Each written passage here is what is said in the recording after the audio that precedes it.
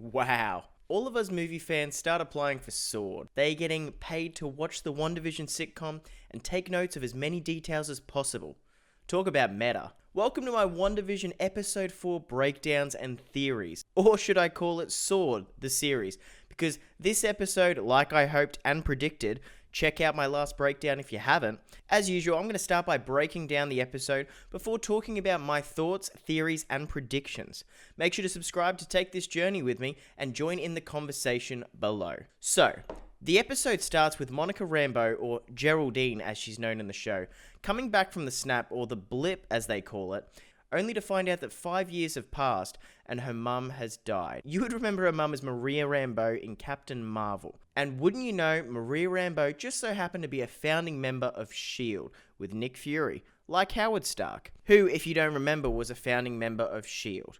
Now, this makes sense because S.H.I.E.L.D. looks after the Earth and S.W.O.R.D. looks out for more cosmic threats, which Monica would have realized when her best friend, or maybe even partner, Captain Marvel, comes back to Earth only to fight a bunch of Skrulls. So, after coming back from the blip, Monica, her daughter, now grown up, is a member of S.W.O.R.D. and a captain, but her mum, before she passed away, believing she would come back, made an amendment for agents returning from the blip to be grounded until they readjust. This then leads to Monica getting assigned to a missing persons case with FBI agent Wu. You would remember him from Ant-Man and the Wasp, and I love how they followed up on his magic tricks, and he was practicing in Ant-Man in the film, and then they reintroduced it in hilarious ways by him revealing his credentials through a sleight of hand. I love Jimmy, played by Randall Park, by the way. If you haven't seen him, check him out. And I love how hooked he gets into the show, but we'll get to that. And the weird thing is the whole town has mostly gone missing,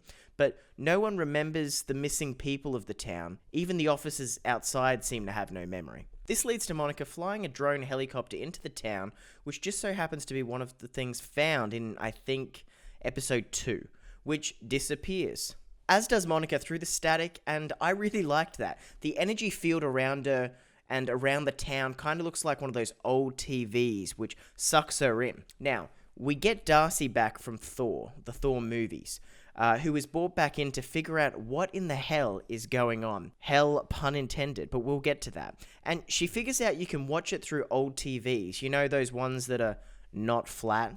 So, S.W.O.R.D. becomes us in a weird way. Movies and TV fans looking for clues and Easter eggs, and the end scene of episode 1, I was right, when the camera pans back, it was Darcy.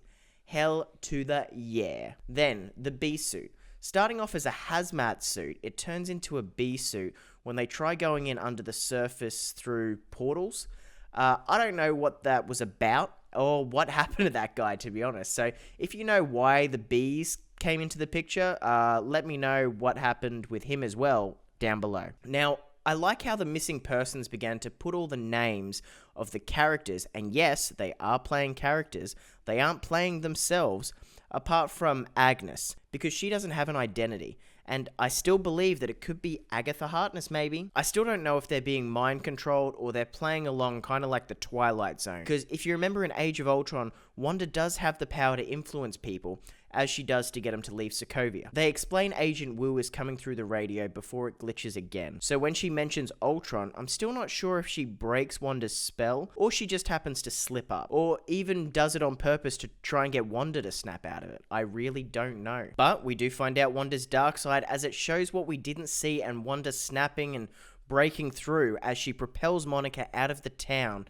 or the town of M, House of M reference. And then she reconstructs everything back to normal as if it was in her own image. And damn, probably the biggest reveal of the series so far, seeing Vision's zombified body. It's dead Vision, guys. She's brought him back as a zombie. So, just after Vision comes back in, she turns to him and is shook to reveal that he's all grey and cracked in his skull from where the stone was pulled out by Thanos. Hang on, I'll get to my theories in a sec though. This has to be because of the mental strain with Monica, and because of that some things like Vision were falling apart.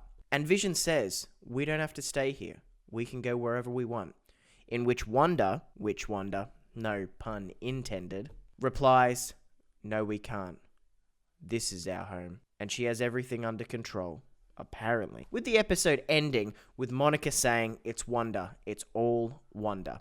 and the show resuming like normal. Wow, what an episode. And what is to come? Things are definitely starting to ramp up. So, theories time. Each week it shifts, and leaves me wanting more. Now, I still believe that Wanda is getting influenced and her children play a part. As you saw in the last breakdown, I believe that, like in the comics, they will be just as powerful as Wanda, if not more. I believe that Agnes, who appeared to be the only cast in quotation marks, that doesn't really have a real identity. And I believe her to be Agatha Harkness, who is a witch who is really working on behalf of Mephisto to get her kids. This would tie into Doctor Strange, and maybe Mephisto needs a body. And wouldn't it be interesting if Evan Peters, the Quicksilver of the Fox universe, played a speedster whose body got taken over by Mephisto, and that broke Wanda. We also got the context that I don't believe the show is running in time with the real world. Now for Vision. His body wouldn't have been left around, it would have gone to a secure location. And after Avengers Endgame, I believe she has been prompted and probably helped by Agnes to retrieve Vision's body, level up her powers, and create this world. That was Vision's dead body, and he's come back as a carcass, and doesn't that seem to be freaky? This budget was said to be bigger than Avengers Endgames, and I believe it's really starting to ramp up. Could Vision be the hero of the show by sacrificing himself yet again for Wanda's sanity? Will Doctor Strange make an appearance? And who else do you expect to see in this show? Start the conversation down below with your theories and thoughts. I'll be posting new videos weekly, and this is the time to subscribe and leave a like. Let's grow together. You can check out more videos here, as well as my Instagram and TikTok for daily movies and entertainment news. Thanks for watching, and stay quispy.